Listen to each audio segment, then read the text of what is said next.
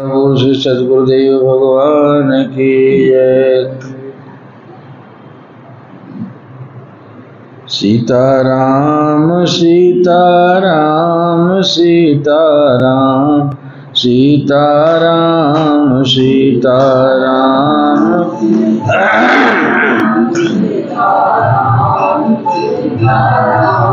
सीताराम सीताराम सीताराम सीताराम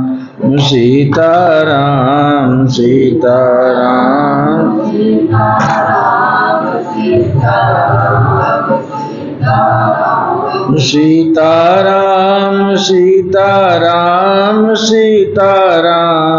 सीताराम सीताराम सीताराम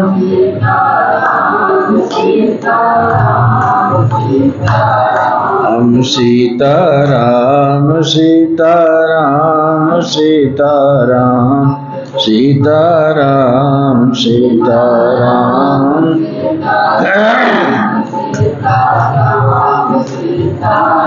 हम सीताराम सीताराम सीताराम सीताराम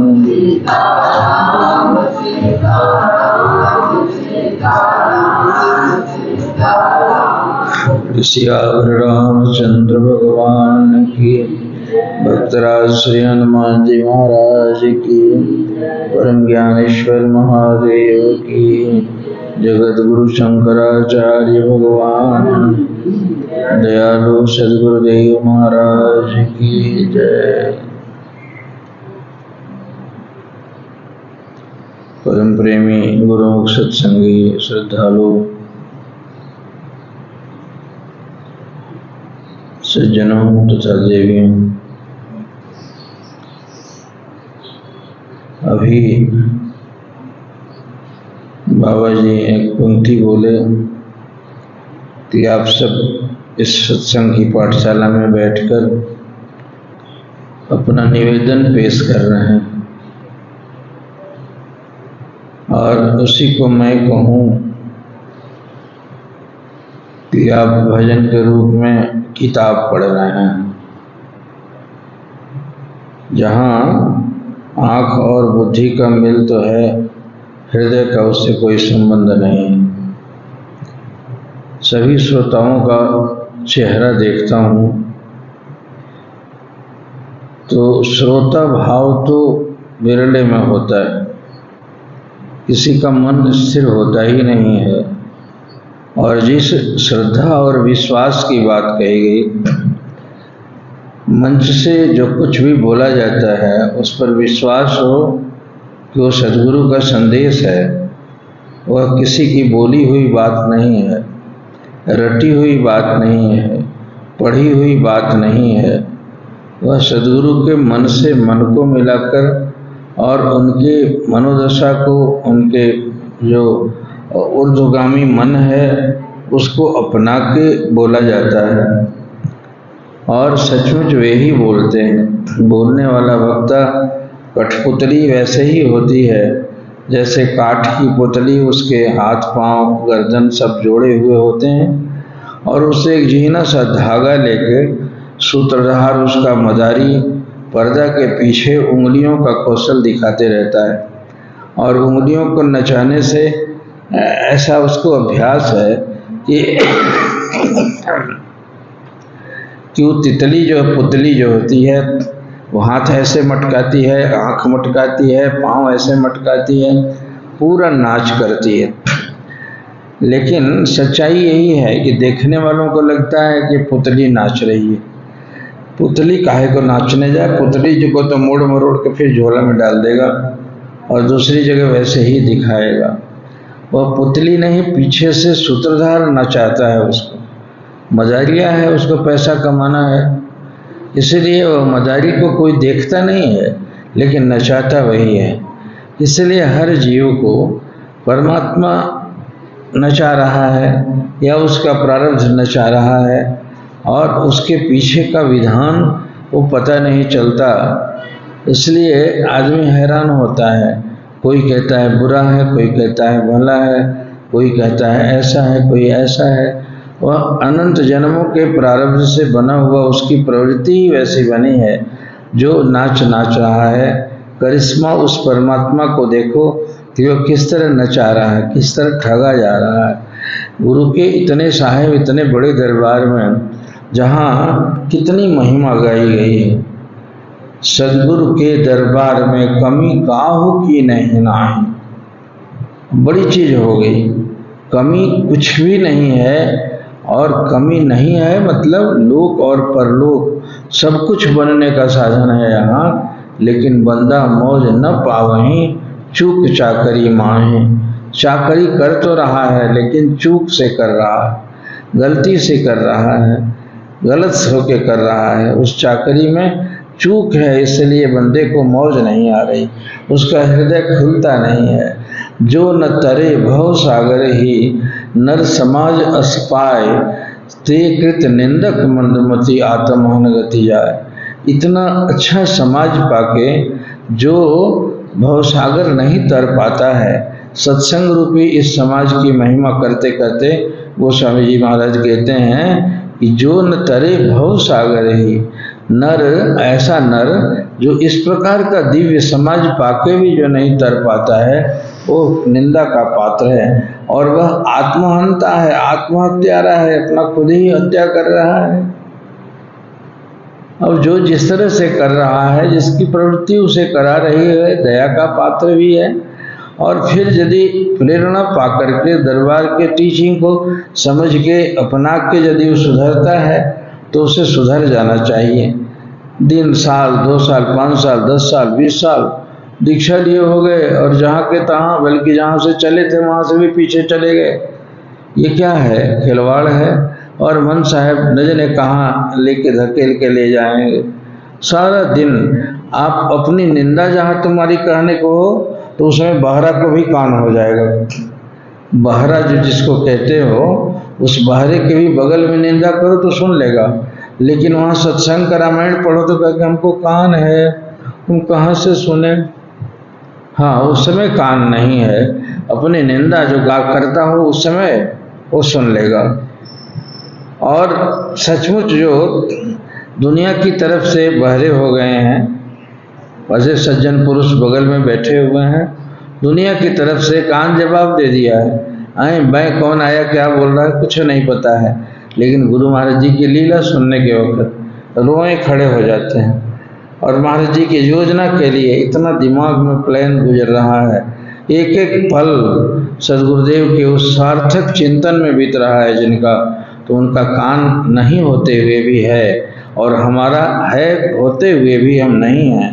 हम निंदा सुनते हैं, चुगली करते हैं, उस समय मुंह में बड़ी ताकत आ जाती है।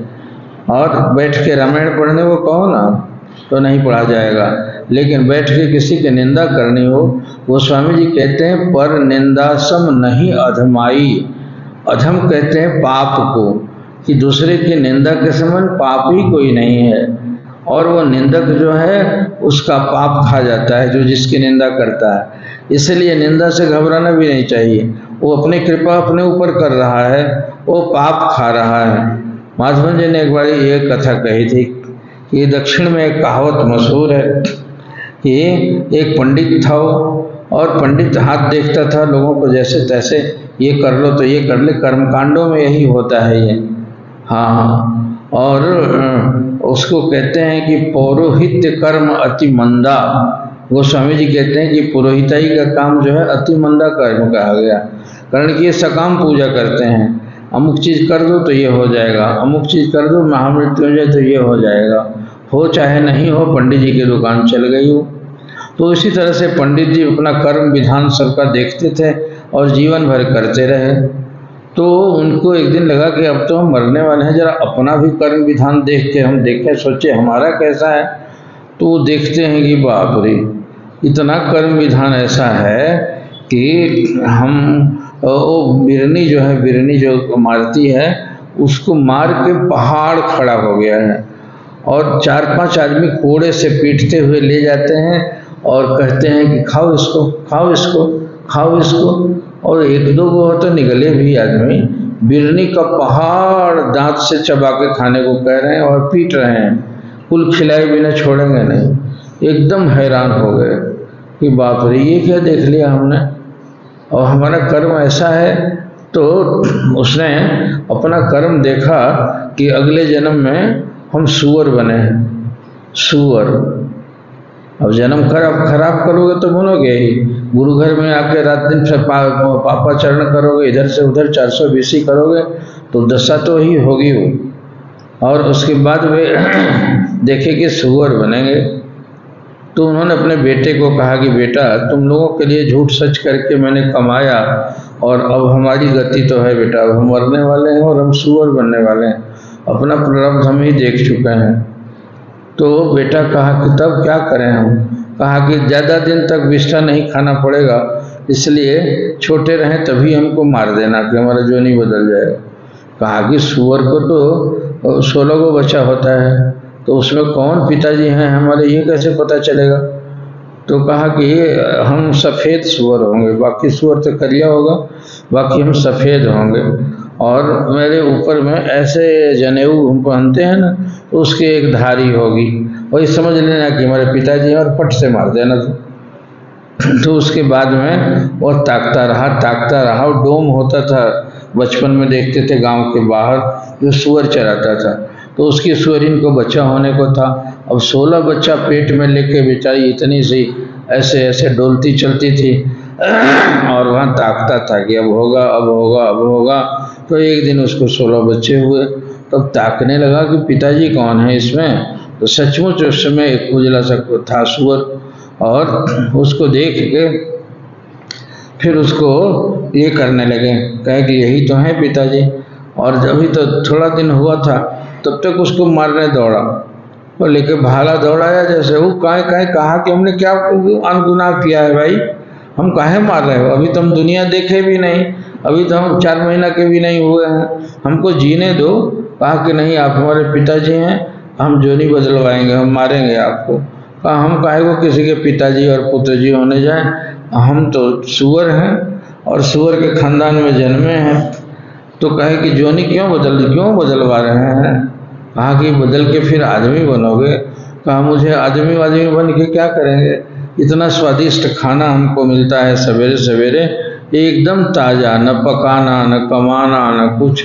गांव वाले जाके वहाँ रखाते हैं सड़क पर, मोदी जी के ज़माने में वो भी खत्म हो गया, और वहाँ हमको लबर खाने को मिलता है, इसलिए हमारा सुख मत छीनिए। कहा कि मैला खाने में तुमको सुख है? कहा कि उससे ज़्यादा आनंद तो ये आदमी अभागा कमा के मर जाता है तो मालपुआ बनाता है उसको हमारे बराबर सुख कहाँ से है? इसलिए गिड़गिड़ाया। उसने कहा जाइए तब खाइए चुपचाप से। तो उन्होंने कहा, माधवन जी ने, इस तरह से दक्षिण भारत में ये कहावत मशहूर है, ये कहानी, कि जो लोग निंदा करते हैं ना, निंदक किसी का वो खाते हैं, पाप खाते हैं, पहाड़ जैसा बिरनी जैसा होगा, और उसको मार मार के खिलाया जाता है, और जो प्रशंसा करते हैं उसके पुण्य में हिस्सा लेते हैं। तो अब सुबह से शाम तक गिन लो, कितना हम झूठ बोलते हैं, कितनी निंदा करते हैं, कितना स्वाद आता है। सत्संग सुनने के वक्त में नींद आएगी, जम्हाई आएगी, और नहीं सुनेंगे हम। और सत्संग की बातों के लिए वह एक बात नहीं, यहाँ से जाके आंगन तक यही याद नहीं है। कथाकार जो रामायण की कथा कह रहे थे, और जय सीताराम सीताराम सीताराम, एक आदमी सो रहा था, तो जब खुल गई नींद, जब कथा खत्म हो गई, तो सब लोग प्रसाद लेके चलने लगे। तो पंडित जी से कहा कि पंडित जी, कथा तो बड़ी अच्छी कही, और राम जी की कथा हम सुन रहे थे, पंडित जी देख रहे थे तो सो रहा था। तो कहा कि कथा में बार बार सीता सीता जो करते थे, तो सीतवा किसका बाप था, जरा यही हमको समझा दीजिए। कहेंगे भला सुन रहे थे भाई, सीतवा किसका बाप था? सीता जी महारानी थी, राम की पत्नी थी, किसी तो बाप था किसी का, यही सुन रहे थे तुम। तो सुनने के वक्त में से ही भजन भी गाते हैं, कीर्तन भी सुनते हैं, प्रवचन भी सुनते हैं, तो दिमाग नहीं होता है। बहुत कृपा की, यदि बैठ गए तो पकड़ा गए, तब भी वो घेरा गए यदि सत्संग में, तब नहीं तो भरसक तो मन पकड़ाने नहीं देता है, और उधर जाके और फिर गायब, फिर भूल के लीप पोत के जैसे ऐसे उसमें चौका लगाया जाता है, उसके ऊपर कोई छींक दिया, चाहे उल्टी कर दिया, कितना शोभा देगा वो है। गोबर से पुताई हुई, ऊपर से उल्टी। तो ये हालत है। सत्संग सुनो थोड़ी देर के लिए, 1 घंटा भी तो तुम्हारे मन में उसकी गूंज होनी चाहिए, और देर तक से अकेले हट के जाके सुनो कि आज क्या बात सुनेगी। पर निंदासम नहीं अधमाई, पर निंदासम नहीं अधमाई। बस इसी को रटो रात के सोते समय तक, कि दूसरे की निंदा के समान कोई अधम काम है ही नहीं। ये सबसे बड़ा अधम गति है। और संतों ने परीक्षा करके कही है, वो तो आचार संहिता दे गए हैं हम लोगों के लिए। और वो कहते हैं कि जो न तरे भव सागर ही। भव सागर क्या है? यही संसार में डूब रहे, निंदा में, चुगली में, मान में, प्रशंसा में, दान में, चाम में और काम में डूबते हैं, नहीं तो चाम में डूबते हैं, और नहीं तो नाम के लिए डूबते हैं। यही संसार तो है, यही भव सागर है। और जो इसको नहीं तर पाता है, इतना सुंदर नर समाज पाके, सत्संग का इतना बड़ा महाकेंद्र पाके भी नहीं करता, वो आत्महंता है। अब वो कहते हैं कि वे कृत्य निंदक, वो निंदा के पात्र है। वो उसकी चाहे तेरी निंदा का मतलब तुम ही निंदा मत करो तो ही पाप लगेगा, उपेक्षा करो उसकी। अभी हम लोग थोड़ी देर पहले कह रहे थे कि पाप से डरो, पापी से नहीं। पापी तो उसके सिर पर चढ़ा हुआ है, और चढ़ने का सवार जो है वो शैतान है। उससे दूरी हटो, उपेक्षा करो, उससे न प्यार करो और न बैरी करो। कुत्ता की भांति, जैसे कुत्ते को प्यार करो तो वो चाट देगा तो एक्जिमा हो जाएगा, और यदि डांटोगे तो वो उपकार देगा और उसके भी जहर चढ़ जाएगा। इसलिए काटे चाटे स्वान के दोनों भांति विपरीत हैं, दोनों विपरीत हैं। इसलिए दूर से प्रणाम करके, गोस्वामी वाला कितना डरे होंगे। रामायण में शुरू कहते हैं, संतों से भी पहले असंत की महिमा करते हैं कि हे महाराज कृपा करके इस हमारे रामचरित्र में बाधा मत डालिएगा।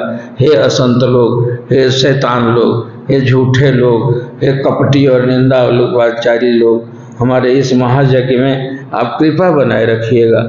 आप उधर आंख फेर लीजिएगा ताकि हम लिख लें। और बताओ, सठ की बढ़ाई करते हैं, संत की बाद में, सठ की पहले। ये लोग कृपा करके और परेशान करते हैं ये। इसलिए तुम्हारी साधना में भी तुम्हारी निंदा यदि करता है तो सावधान हो जाओ। हाँ, वो अपना ही पुण्य पाप खा रहा है। तुम तो गलती कोई होगी तो वो खा रहा है, मुझे से खा लेने दो, अब उसका भट्टा बैठेगा। इसलिए तुम उदासीन रहो, चित्त को अस्थिर मत होने दो। ये भी तुम्हारी परीक्षा है। प्रशंसा करते हैं तो अच्छा लगता है, तो निंदा करने में भी अच्छा लगे। इसको मन को बिगाड़ने की क्या जरूरत है? इसलिए निंदा सुन के भी जो प्रसन्न रहता। हाँ, गौतम बुद्ध से पूछा किसी ने कि आप कौन हैं, आपका परिचय बताइए। तो कहते हैं कि आकाश से अनवरत स्तुति सुमनों की वर्षा होते पर भी, स्तुति कहते हैं प्रशंसा की, पूरे आकाश से जय जयकार हो रहा है तब, अथवा चतुर्दिक चारों तरफ से निंदा के बाणों से बेधा जाने के बाद भी जिनका मन तनिक भी अस्थिर नहीं होता, वह मैं सम्यक संबोधि, मैं बुद्ध हूँ। गुरुदेव प्रभु कहते थे कि तुम मुझे भगवान कह लोगे तो तुम्हारे कहने से मैं, यदि भगवान नहीं होगा तो भगवान नहीं बन जाऊंगा। और तुम मुझे कल चोर कह दो कि बाबा चोर है, तो मैं चोर नहीं हूँ तो तुम्हारे कहने से बन नहीं जाऊंगा। मैं क्या हूँ मैं अच्छी तरह जानता हूँ। तो निंदा स्तुति से भी प्रभावित होता है। इसका मतलब कि अपने को खुद पहचान नहीं रहा है वो, तभी भी चलित होता है।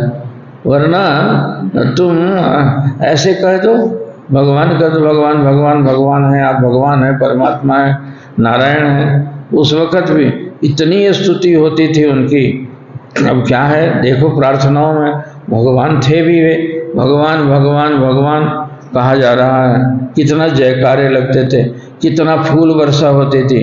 उसके बाद भी उनका चेहरा एकदम निर्विकार बच्चा जैसे बने रहते थे, बिल्कुल आंखें से चारों तरफ माला वालों को देखते थे। खुशी नहीं होती थी। कोई नेता थोड़े थे, और नेताओं के गले में 4 गो माला हो तो बल्कि पैसा दे देगा जेब से, वहाँ से चौक पर से खरीद के 10 गो माला लाओ हम जरा गाड़ी में चढ़ेंगे तो हमको पहना देना, 2-4 ठो आदमी को 10-10 रुपया पकड़ा देगा कि जरा हमको पहना देना, ऐसे करते हुए चलेगा। ये है, मन खराब हो रहा है, वो पूजा का पात्र ही नहीं है, आदर का पात्र ही नहीं है, वो भीतर से तो ऐसे ही नाकाम नाकारा जीव है वो।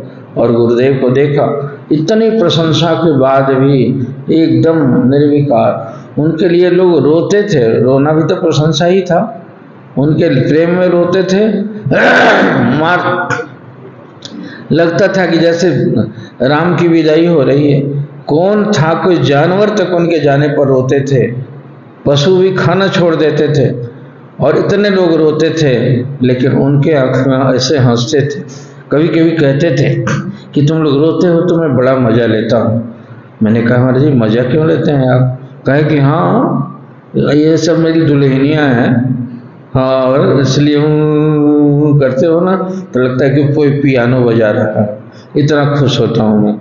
जानता हूँ कि तुम दुनिया के लिए रोते थे तो मेरे लिए रोना तो सीख गए कम से कम, और इस रोने से तुम्हारा हृदय साफ हो रहा है, तुम्हारा कल्याण हो रहा है, इसलिए मैं तो चाहता ही हूँ, प्रेम की आग लगा दिया हूँ और खूब रुलाऊंगा, रुलाता रहता हूँ मैं, इसलिए मैं खूब खुश होता हूँ तुम लोगों के रोने से। जब हंसते हो तब भी मैं चौकस हो जाता हूँ कि लगता है कि ये अपने धर्म से गाफिल हो रहा है, ये हंस रहा है रात दिन पाँव पाँव पर, पग पग पर, संसार के भव चक्कर में घूमने वाला आदमी भी हंसता है। ये इसको तो अपनी दशा पर रोना ही चाहिए। इसलिए हंसने पर मैं थोड़ा सजग हो जाता हूँ, इसका हंसना जो है इसके लिए अच्छा नहीं। रोते हो तब भले खुश होता हूँ। बताओ, स्तुति सुमनों की वर्षा के बाद भी इनका मन जरा भी हिलता नहीं है।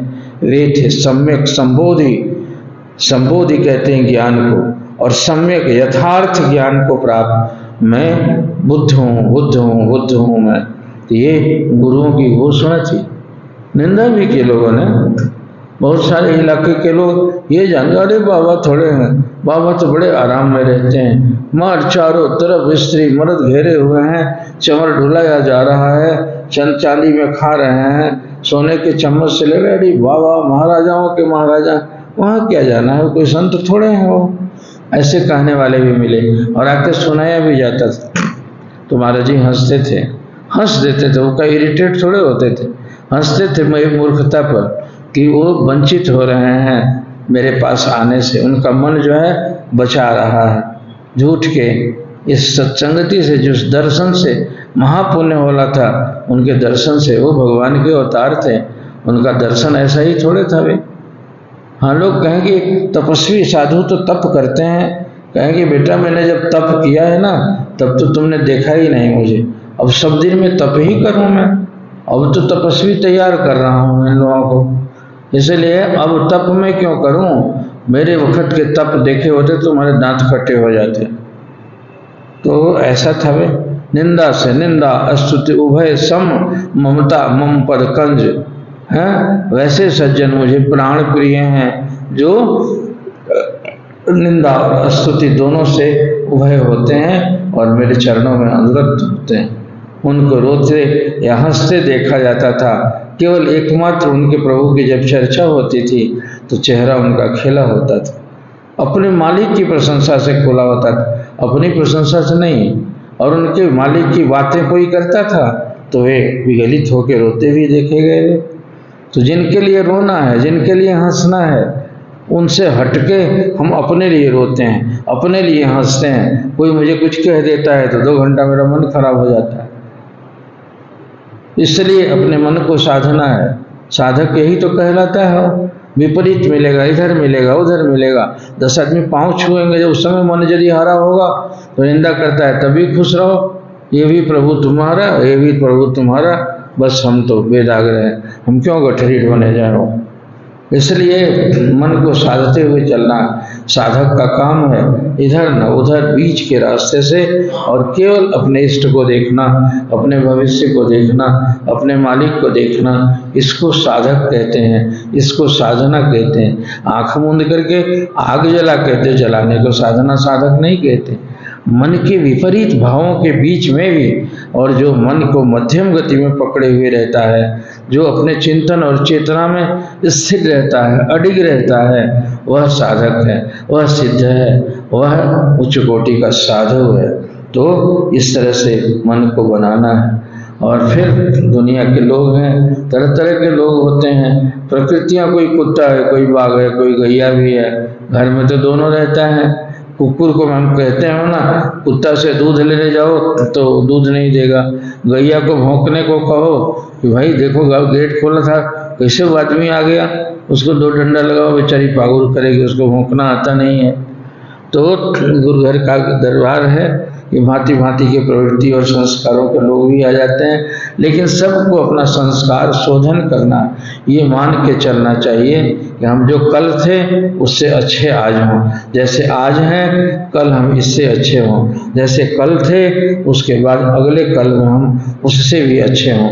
तो अच्छे अच्छे अच्छे अच्छे बनते बनते, वो कब अच्छे बनोगे? जो अपने आज की बुराई को छोड़ दोगे, जब कल की बुराई को कल छोड़ दोगे। नहीं, आज की, कल की, परसों की, बीते हुए 100 सालों की बुराई को ढोते ही चलोगे तो बुराइयों से गठरी तुम्हारी भर जाएगी। इसलिए भजन करो, सत्संग करो, अपने इष्ट को, अपने साधना को, अपने ध्येय को याद रखो। गुरु भगवान पर श्रद्धा और विश्वास, श्रद्धा अटूट होनी चाहिए। किसी भी हालत में अपने ठाकुर पर अश्रद्धा नहीं लाऊंगा। और मेरा विश्वास इतना चट्टानी होना चाहिए कि प्रभु देश में रहूं, परदेश में रहूं, काहू भेष में रहूं, दासरा मेरे कहाई हैं, फेंक दूं आंखें निकाल के दो, जो दूसर ओर उठाऊं निगाहें, लाख मिले तुमसे बढ़ के, तुम्ही को चाहें और तुम्ही को सराहें, प्राण रहे जब लो तन में, हम प्रीति की रीत सदा ही निभाएं। बस जब तक प्राण में रहेगा आपके साथ प्रीति की रीत ये टूटने न पाएगी।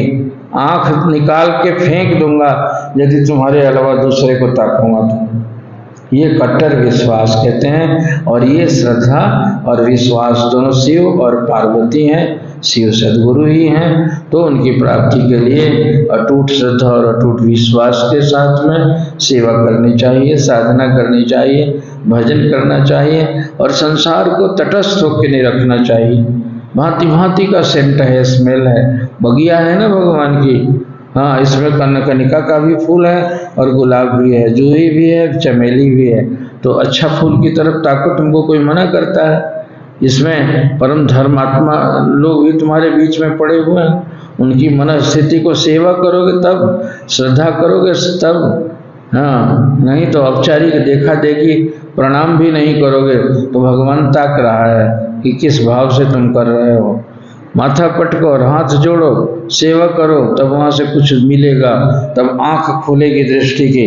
वैसे साधक, तपस्वी, धर्मात्मा भी तुम्हारे बीच में हैं और दुष्ट भी हैं। तो तुम्हें क्या लेना है, किसकी ओर ताकना है, ये सोच लो अपने आप को और बिगाड़ो मत समय को। एक एक पल समय जा रहा है, आज जो आया हो कल नहीं रहेगा, कल जो आया है वो परसों नहीं रहेगा। इसलिए समय की जाया ना करो, इधर उधर देख के अपनी मंजिल ताको, अपने इष्ट को याद करो और अपनी साधना को याद करके जीवन बनाओ। हरिओम तत्सत। बोली दयालु सद्गुरुदेव भगवान।